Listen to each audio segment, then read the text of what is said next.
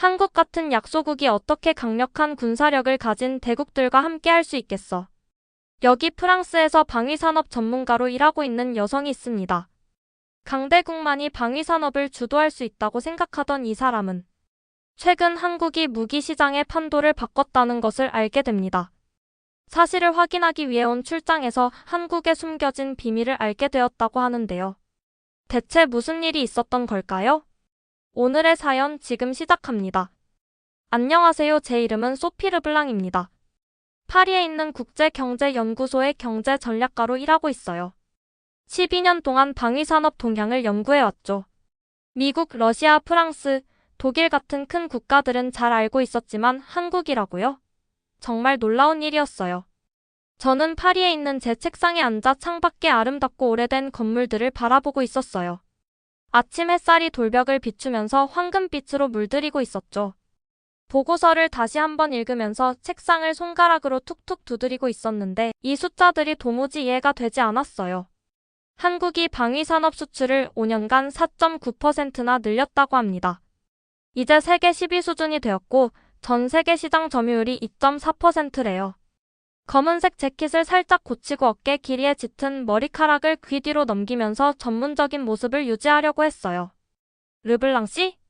제 조수가 문을 두드리며 말했어요. 마르샹 국장님께서 지금 바로 뵙자고 하세요. 심장이 좀 더 빠르게 뛰기 시작했어요.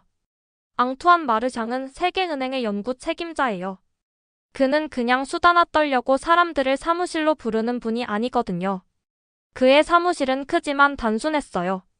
큰 창문 하나가 도시를 내려다보고 있었고 책상은 깨끗하게 정리되어 있었죠. 몇 장의 종이만 놓여 있었고요. 벽에 걸린 큰 화면에는 계속 변하는 숫자들과 차트가 표시되고 있었어요. 소피, 그는 인사도 없이 바로 말했어요. 당신이 한국의 방위산업에서 무슨 일이 일어나고 있는지 살펴보기를 바라네. 그들이 전통적인 시장을 바꾸고 있어. 숫자 너머의 진짜 이야기를 찾을 수 있는 사람이 필요하다는 생각이 든다네. 저는 깊이 숨을 들이마셨어요. 국장님, 제가 이 숫자들이 정확한지 확신할 수 없어요. 다른 설명이 있을 수도 있지 않을까요? 그는 태블릿을 책상 위로 밀어주었어요. 거기에는 계약서들이 보였죠. 폴란드와 92억 달러, 루마니아와 10억 달러. 다음 주 월요일에 출발하는 인천행 티켓을 지원받을 수 있을 거야, 그가 말했어요. 그들이 어떻게 이런 일을 하고 있는지 알아내길 부탁하네. 더 중요한 건 우리가 그들에게서 무엇을 배울 수 있는지 찾아내는 것이지. 저는 태블릿에 표시된 비행 정보를 쳐다보면서 손이 차가워지는 것을 느꼈어요. 세상이 변하고 있어, 소피, 그가 좀 더 부드러운 목소리로 말했어요. 우리는 그 방법을 이해해야 할 때가 된 거야. 사무실로 돌아와서 보고서와 연구자료로 가득 찬 제 책장을 바라보고 있었어요. 이것들 중 어느 것도 저를 이 상황에 대비시켜주지 않았죠. 제 방위산업 분석에서 거의 생각해보지 않았던 나라인 한국이 어떻게 글로벌 규칙을 바꾸고 있을까요? 조사를 시작했어요. 그들의 수출 숫자는 꾸준히 증가해왔더군요. 전투기, 탱크, 자주포를 전 세계 국가들에 판매하고 있었어요. 계약에는 기술 공유와 현지 생산까지 포함되어 있었죠. 그날 밤 저는 천천히 가방을 꾸리고 있었어요. 양복, 노트북, 태블릿을 넣었죠. 한국에 대해 아는 것이 무엇인지 생각해봤어요. 사실 많지 않았어요. 빠른 인터넷, 좋은 전자제품, K-팝 음악 정도? 하지만 주요 방위산업 국가라고요? 제가 믿고 있던 것과는 맞지 않았어요. 가방을 닫으면서 창문 밖으로 파리의 스카이라인을 바라봤어요. 에펠탑이 멀리서 빛나고 있었죠. 여기 모든 것은 익숙하고 제게 이해가 되는 것들이었어요. 곧 저는 지구 반대편에서 제가 알고 있다고 생각했던 모든 것을 바꿀 수도 있는 답을 찾고 있을 거예요. 가고 싶지 않더라도 응답해야 한다는 걸 알고 있었죠. 알람을 맞추고 잠을 청했지만 머릿속에서는 계속 그 숫자들이 맴돌고 있었어요. 5년간 4.9% 증가. 세계 10위 랭킹.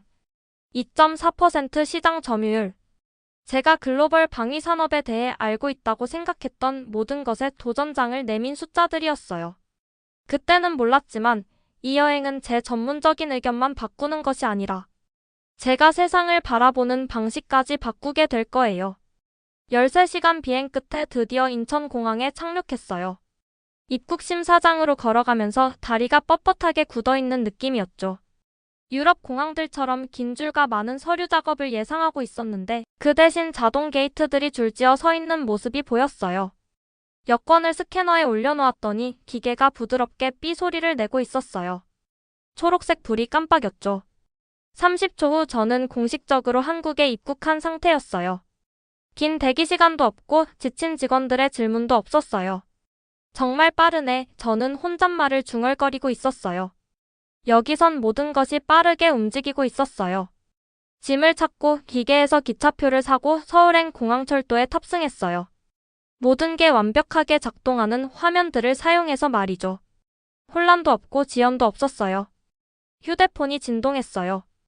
호텔에서 이미 체크인을 해놓았다네요. 지도에는 가장 좋은 경로가 표시되어 있었고 미팅 일정도 자동으로 업데이트되고 있었어요. 이런 효율성에 놀라고 있었죠. 기차 창문을 통해 서울이 모습을 드러내기 시작했어요. 키 큰 유리 건물들이 하늘을 향해 솟아 있었고 뒤로는 푸른 산들이 자리 잡고 있었어요. 오래된 사찰들이 현대적인 빌딩 옆에 앉아 있었죠. 이 도시는 새롭고 오래된 모습이 동시에 공존하고 있었어요. 같은 돌 건물들이 줄지어 있는 파리와는 전혀 달랐죠. 한국무역투자진흥공사인 코트라 건물에서 박서진 씨가 전문적인 미소로 저를 맞이했어요. 그녀는 저보다 키가 작았고 어깨에 닿는 밝은 갈색 머리를 하고 있었어요. 목소리는 차분하고 명확했죠. 실시간으로 방위산업 수출 숫자를 보여주는 태블릿을 들고 있었어요. 르블랑 씨 방문해주셔서 감사합니다. 그녀는 도시가 내려다 보이는 회의실로 저를 안내하며 말했어요. 요청하신 모든 자료를 준비해 두었습니다. 그녀의 발표는 완벽했어요. 모든 슬라이드에는 명확한 사실과 숫자가 나타나 있었고 모든 주장에는 뒷받침할 증거가 있었어요. 한국의 방위산업 수출이 어떻게 작동하는지 설명해주고 있었죠. 이건 단순한 무기 판매가 아닙니다. 그녀는 태블릿의 차트를 가리키며 말하고 있었어요. 전략적 파트너십이에요. 우리는 거래의 기술 이전, 현지 생산시설, 연구센터를 포함시킵니다. 저는 의자에서 몸을 앞으로 기울이고 있었어요. 증거를 보면서 제 의심이 사라지기 시작했죠. 이런 시설들을 제가 볼 수 있을까요? 제가 물었어요. 박서진 씨가 미소 지었어요. 물론이죠. 가능한 한도 내에서 현장 방문을 준비해 두었습니다. 다음 이틀은 제가 알고 있다고 생각했던 모든 것을 바꿔놓았어요. 우리는 한국항공우주 산업인 카이에서 FA-50 경전투기를 만드는 사천으로 갔어요. 공장은 흠 하나 없이 깨끗했죠. 작업자들은 매 단계마다 품질을 확인하기 위해 태블릿을 사용하고 있었어요. 벽에 있는 큰 화면들에는 매 초마다 업데이트되는 생산 현황이 표시되고 있었고요. 직원이 설명했어요. 우리 FA-50은 음속의 1.5배 속도로 날아갑니다. 다수의 현대식 무기 시스템을 갖추고 있죠. 하지만 F-16의 절반 가격으로 성능의 80%를 제공합니다. 제트기가 조립되는 과정에서 모든 부품을 디지털 시스템이 추적하는 모습을 지켜보고 있었어요. 이건 단순한 공장이 아니라 제조업의 미래였어요. 경기 근처에서는 K2 흑표 탱크를 만드는 현대로템을 방문했어요. 기술이사인 이영훈 씨가 저를 안내했죠. K2 탱크는 완전한 방위 솔루션의 일부입니다. 그가 설명했어요. 모든 판매의 시뮬레이터, 유지보수 패키지 업그레이드 서비스를 포함하고 있어요. 곳곳에서 스마트 기술이 사용되고 있었어요. 엔지니어들은 문제가 발생하기 전에 예측하는 컴퓨터 시스템과 함께 일하고 있었죠. 그날 저녁, 제 호텔 근처 카페에서 젊은 연구원인 이준호 씨를 만나 인터뷰를 했어요. 그는 키가 크고 마른 체형에 짧은 검은 머리를 앞쪽으로 세우고 있었어요. 왜 방위산업에서 일하기로 선택하셨나요? 제가 물었어요. 우리가 단순히 무기가 아닌 생태계를 구축하고 있다는 걸 깨달았거든요. 그는 열정으로 빛나는 눈으로 대답했어요. 전투기나 탱크 같은 주요 시스템 주변에 약 250개의 작은 회사들이 함께 일하고 있어요. 우리가 개발하는 기술은 전기차나 드론 같은 민간 영역으로도 퍼져나가고 있고요. 그는 이야기하면서 냅킨에 도표를 그리고 있었어요. 미래 전장에는 유인 플랫폼과 무인 시스템이 함께 작동할 거예요. 우리는 AI와 무인 기술을 통합하는 데 집중하고 있죠. 그가 말하는 동안 중요한 것을 이해하게 되었어요. 한국은 단순히 무기를 만드는 게 아니었어요. 그들은 국가기술 발전의 허브를 만들어가고 있었던 거예요. 그날 밤 호텔 방으로 돌아와서 서울의 불빛을 바라보고 있었어요. 도시는 마치 별들이 땅으로 내려온 것처럼 반짝이고 있었죠. 제가 본 모든 것과 만난 모든 사람들에 대해 생각하고 있었어요. 제 노트북은 일주일 전에는 불가능해 보였을 관찰들로 가득 차 있었어요.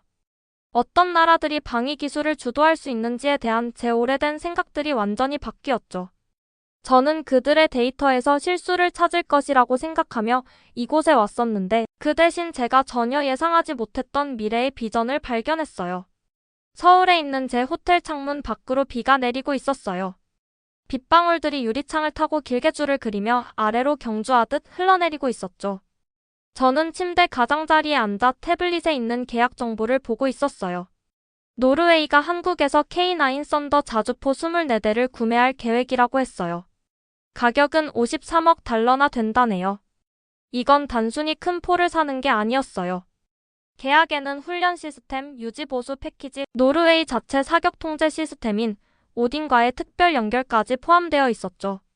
정말 완벽한 계약이었어요. 보고서를 쓰려고 했지만 손이 쉽게 움직이지 않고 있었어요. 이제 너무 많은 정보를 가지고 있었거든요. 수많은 사실과 숫자들이 머릿속에 가득했죠. 하지만 뭔가가 빠져있는 것 같았어요. 마르샹 국장님은 단순한 숫자보다 더 많은 것을 원하실 거예요. 진짜 통찰이 필요한 거죠. 바깥에서는 비가 더 세차게 내리고 있었어요. 창문에 맺힌 물방울 뒤로 도시의 밝은 불빛들이 흐릿하게 보이고 있었죠. 제 오래된 이해와 새롭게 발견한 현실 사이에서 갇혀있는 기분이었어요. 전화벨이 울렸어요. 늦은 시간인데도 박서진 씨가 전화하고 있었죠. 늦은 시간에 미안해요. 르블랑 씨, 그녀는 늦은 시간임에도 목소리가 또렷했어요. 계획이 변경되었어요. 방위산업위원회에서 당신이 떠나기 전에 내일 만나고 싶어 해요. 그들은 외국 분석가들과 거의 만나지 않거든요. 제 배에 마치 매듭이 지어지는 것 같은 긴장감이 느껴졌어요. 내일이요? 하지만 제 분석이 아직 끝나지 않았는데요. 위원회에서 당신이 우리 시설들을 둘러본 것에 대해 들었어요. 그녀가 설명하고 있었어요. 그들은 당신의 외부 시각을 듣고 싶어 해요. 전화를 끊고 나서 저는 호텔 방을 왔다 갔다 하며 걸어다니고 있었어요. 이 놀라운 시스템을 만든 사람들에게 제 외부 시각이 무슨 가치를 줄 수 있을까요? 창가에 멈춰 서서 빗방울 사이로 도시의 불빛을 바라보고 있었어요. 진짜 도전은 발표가 아니었어요. 불과 며칠 만에 제 이해가 얼마나 많이 바뀌었는지 받아들이는 것이 진짜 도전이었죠. 아침이 빠르게 찾아왔어요. 비는 그쳤지만 하늘은 여전히 회색빛이었죠. 차 한 대가 한강 근처의 높은 정부 건물로 저를 데려갔어요. 안에는 큰 회의실이 저를 기다리고 있었죠. 8명이 반짝이는 테이블 주위에 앉아 있었어요. 정부 관계자, 산업계 리더, 군사 계획자들이었죠. 그들 모두 진지한 표정으로 저를 쳐다보고 있었어요. 발표 자료를 준비하면서 손이 약간 떨리고 있었지만 말할 때는 목소리를 안정적으로 유지했어요. 저는 많은 잘못된 생각을 가지고 한국에 왔습니다. 테이블 주위를 둘러보며 인정했어요. 과장된 주장과 통계적 오류를 발견할 것이라고 예상했습니다. 하지만 그 대신 훨씬 더 가치 있는 것을 발견했어요. 방위 산업이 어떻게 작동할 수 있는지 바꾸는 전략적 생태계를 발견했죠. 제가 관찰한 것들을 보여주기 시작했어요. 낭비와 오류를 제거하는 디지털 전환, 이준호 같은 젊은 혁신가들을 지원하는 문화, 그리고 단일 기업이 아닌 산업 네트워크 전체를 향상시키는 생태계 접근 방식이요. 한국이 수출하는 것은 단순한 무기가 아닙니다. 결론을 내리고 있었어요. 그것은 미래예요. 연결된 기능, 디지털 전환, 전략적 파트너십의 완전한 비전이죠. 제가 말을 마쳤을 때 방 안은 조용했어요. 그때 위원회 리더인 날카로운 눈빛의 나이든 남성이 침묵을 깨고 있었죠. 르블랑 씨, 당신은 많은 사람들이 놓치는 것을 명확하게 보았군요. 그가 말했어요. 질문은 이거예요. 이 애를 가지고 당신은 무엇을 할 건가요? 그 순간이 우리 사이에서 길게 이어지고 있었어요. 도전받는 동시에 기회를 제공받는 느낌이 들었죠. 저는 진실을 말할 겁니다. 간단히 대답했어요. 그것이 사람들이 보통 생각하는 것과 반대되더라도요. 회의가 끝나고 밖으로 나오니 예상치 못한 햇살이 비치고 있었어요. 비구름이 걷혀 있었죠. 휴대폰에서 이준호 씨의 메시지가 울렸어요. 회의가 잘 되셨길 바랍니다. 여기서 보신 것을 기억하세요. 그것은 어떤 단순한 제품이나 계약보다 더 큰 의미가 있습니다. 공항으로 향하는 차가 분주한 거리를 지나가는 동안 저는 새로운 눈으로 서울을 바라보고 있었어요. 이 도시는 더 이상 저에게 낯설지 않았어요. 빌딩들, 산이 배경으로 자리 잡은 모습, 옛것과 새것의 조화가 이제는 모두 이해가 되고 있었죠. 제 여정의 보상은 단순한 새로운 정보가 아니었어요. 그것은 변화였어요. 새로운 동맹, 새로운 통찰력, 그리고 가장 중요하게는 새로운 명확성을 얻었죠. 제 세계는 이전에 이해했던 한계를 넘어 더 넓어졌어요. 공항에서는 제가 도착했을 때 놀랐던 그 부드러운 시스템들이 이제는 정상으로 느껴지고 있었어요. 보안 검색을 빠르게 통과하고 쉽게 비행기에 탑승했죠. 모든 것이 효율적이고 논리적이었어요. 비행기가 이륙하면서 아래에서 한국이 점점 작아지는 모습을 지켜보고 있었어요. 하지만 그곳에서 발견한 아이디어들은 제 마음속에서 더 커져만 가고 있었죠. 저는 일주일 전에 자신의 오래된 생각에 확신을 가지고 도착했던 그 분석가가 더 이상 아니었어요. 보고 배운 것들에 의해 변화된 새로운 사람이 되어 있었죠. 노트북을 열고 보고서를 작성하기 시작했어요. 이제 말이 쉽게 나오고 있었어요. 저는 이야기할 이야기가 있었거든요. 방위산업이 어떻게 작동하는지 바꾸고 있는 나라에 관한 이야기요. 디지털 전환, 인재 중심 문화, 생태계 구축에 관한 이야기였죠. 많은 사람들이 믿기 어려워할 이야기예요. 처음에 제가 그랬던 것처럼요. 하지만 증거는 명확했어요. 미래는 이미 여기에 와 있었고 한국의 공장과 연구실에서 만들어지고 있었죠. 제 시련은 오래된 생각을 놓아주는 것이었어요. 제 보상은 세상을 있는 그대로 보는 것이었죠. 파리의 스카이라인이 이제는 다르게 보이고 있었어요. 익숙한 낮은 층의 석조 건물들과 에펠탑은 여전히 아름다웠지만 더 이상 도시가 보여야 하는 유일한 모습으로 느껴지지 않았어요. 제 마음은 계속해서 옛 사찰과 현대식 건물이 섞여 있는 서울로 돌아가고 있었죠. 국제경제연구소에 있는 제 책상에 앉아 있었어요. 여기 모든 것은 제가 떠났을 때와 정확히 똑같았어요. 책들은 여전히 책장에 가지런히 정리되어 있었고 컴퓨터 화면에는 동일한 프로그램들이 보이고 있었죠. 하지만 저는 2주 전에 떠났던 그 분석가가 더 이상 아니었어요. 화면에는 제 보고서가 완성되어 있었어요.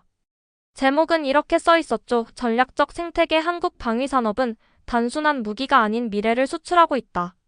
마르샹 국장님이 제 문 앞에 나타나셨어요. 그는 팔짱을 끼고 문틀에 기대어 서 있었죠. 서울에서 꽤 인상적인 모습을 보여줬다고 들었어. 그가 말했어요. 위원회 리더가 개인적으로 연락을 해왔더군. 저는 전문적인 미소로 제 긴장감을 숨기려고 하고 있었어요. 그저 제가 본 것을 보고했을 뿐이에요. 그리고 그 과정에서 우리가 12년 동안 알고 있다고 생각했던 것에 도전했지. 그의 표정이 진지했어요. 이사회가 내일 열려. 그들은 너에게서 모든 것을 듣고 싶어 해. 그날 밤 집에서 의심이 제 마음에 슬며시 들어오고 있었어요. 제 결론은 강력한 이해관계에 도전하는 것이었거든요.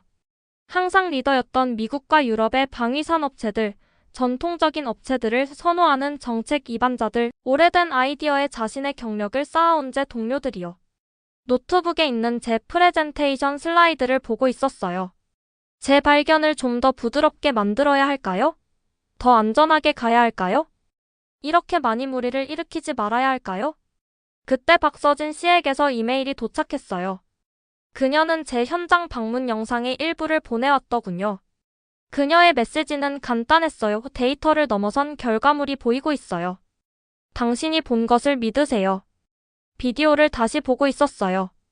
KAI의 디지털 트윈 시스템, 현대로템의 스마트 제조, 젊은 연구원들이 진중하게 산업의 비전을 말하는 모습이요.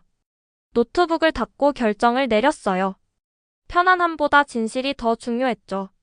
다음 날 아침 큰 회의실에 중요한 사람들이 천천히 채워지고 있었어요. 우리 연구소의 이사들, 산업 컨설턴트들, 정책 자문위원들이요. 이들은 제가 존경을 얻기 위해 수년간 일해온 사람들이었어요. 오늘 모든 것이 무너질까요? 제 발표를 숫자가 아닌 이야기로 시작했어요. 인천공항의 자동화된 효율성, 공장의 디지털 시스템, 이준호 같은 젊은 연구원들의 비전에 대해 말하고 있었죠. 그런 다음 명확한 증거를 보여줬어요. 계약 세부 사항, 기술 공유 협정, 기존 비즈니스 방식에 도전하는 비용 이점 같은 것들이요. 한국의 접근 방식은 단순히 무기를 판매하는 것이 아닙니다. 예상보다 강한 목소리로 설명하고 있었어요. 방위산업 역량이 더 넓은 경제적, 기술적 성장을 이끄는 전략적 생태계를 만드는 것이죠. 사람들이 서로 속삭이기 시작했어요. 한 선임 컨설턴트가 저를 방해했죠. 소피, 이건 분석이 아니라 홍보 같군. 그가 찡그리며 말했어요. 저는 그를 똑바로 바라보고 있었어요. 6개월 전이었다면 저도 동의했을 거예요. 하지만 증거가 우리가 알고 있는 것을 다시 생각하게 만들고 있어요. 전통적인 업체들만이 방위 기술에서 혁신할 수 있는 유일한 존재가 더 이상 아니에요. 마르샹 국장님은 테이블 주변에서 토론이 벌어지는 동안 조용히 지켜보고 있었어요. 목소리가 마침내 조용해졌을 때 그가 말했죠. 소피의 발견이 우리의 가정에 도전하는 것은 맞아요. 하지만 세계 질서가 우리 눈앞에서 변화하고 있을 때 우리에게 도전이 필요하지 않을까요? 회의실에서 완전한 합의는 이루어지지 않았어요. 일부는 여전히 제 결론을 수용하지 않고 있었죠. 하지만 대화가 거부에서 참여로 바뀌었어요. 질문들이 회의적인 것에서 탐구적인 것으로 변화하고 있었죠. 우리가 이것에서 무엇을 배울 수 있을까? 이것이 투자 우선순위를 어떻게 바꿀 수 있을까? 자체 산업을 구축하려는 개발도상국에게 이것은 무엇을 의미할까? 회의가 끝나자 마르샹 국장님이 제게 다가오셨어요. 세계은행의 개발정책팀이 신흥경제국을 위한 산업 전략 지침에 당신의 발견을 사용하고 싶어 한다는 군, 그가 저에게 말했어요. 그리고 우리 연구소는요? 저는 긴장하며 물었어요. 비전 통적 혁신 생태계에 초점을 맞춘 새로운 연구 부서를 이끌어줬으면 하네. 그가 미소 지었어요. 때로는 명확하게 보는 것만으로도 모든 것을 바꿀 수 있어. 그날 저녁, 저는 제가 명확하게 볼 수 있도록 도와준 사람들에게 감사 메시지를 보내고 있었어요. 박서진 씨, 이준호 씨, 그리고 그들의 세계를 보여준 다른 사람들에게요. 책상에서 다음 프로젝트의 개요를 작성하기 시작했어요. 제 여정은 끝나지 않아요. 그저 다음 모험, 다음 도전을 위해 우리를 준비시켜줄 뿐이죠. 그리고 이번에는 잘못된 가정 없이 시작할 거예요. 밤이 파리에 내려앉으면서 도시 불빛이 하나씩 켜지고 있었어요. 하지만 제 마음은 여전히 한국의 그 스마트 공장에서 미래가 형성되는 모습을 지켜보고 있었죠. 제 여정은 단지 제가 아는 것뿐만 아니라 제가 세상을 바라보는 방식까지 바꿔놓았어요. 그리고 그것이 모든 차이를 만들어내고 있었죠. 노트북을 열어 한국에서 보내온 사진들을 보고 있었어요. 생산 라인에 있는 날렵한 FA-50 전투기들, 인상적인 K2 흑표 탱크들, 그의 비전을 설명하는 이준호의 반짝이는 눈빛이요. 이 자료들에서 저는 단순히 무기나 기계 이상의 것을 보고 있었어요. 경계를 넘는 혁신을 보고 있었죠. 군사와 민간 용도 사이를 오가는 기술을 보고 있었어요.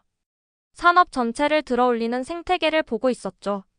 2주 전에 파리를 떠난 회의적인 분석가였던 제가 이런 것들을 결코 보지 못했을 거예요. 그녀는 데이터의 결함만을 찾았을 테고 한국의 부상을 무시할 이유만 찾았을 거예요. 하지만 저는 더 이상 그 사람이 아니었어요. 저는 문턱을 넘고 시련에 직면하고 변화되어 돌아왔어요. 이제 저는 이전의 한계만 보였던 곳에서 가능성을 볼 수 있게 되었죠. 내일 저는 새로운 연구 부서를 위한 팀을 구성하기 시작할 거예요.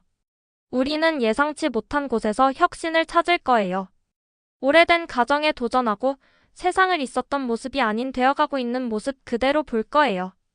그것이 모든 여정의 가장 큰 보상이에요. 단지 새로운 곳을 여행하는 것이 아니라 새로운 눈으로 돌아오는 것이죠. 다른 사람들도 더 명확하게 볼 수 있도록 도울 수 있는 이해를 가져오는 거예요. 노트북을 닫고 파리의 밤을 바라보고 있었어요. 빛의 도시가 아래에서 반짝이고 있었지만 이제 저는 세계 반대편에서도 똑같이 밝게 빛나는 불빛들이 있다는 걸 알고 있었어요. 그리고 함께 그들은 제가 이제 막 이해하기 시작하고 있는 미래를 밝히고 있었죠. 오늘 영상은 어떠셨나요? 마음에 드셨다면 구독과 좋아요 부탁드립니다. 감사합니다.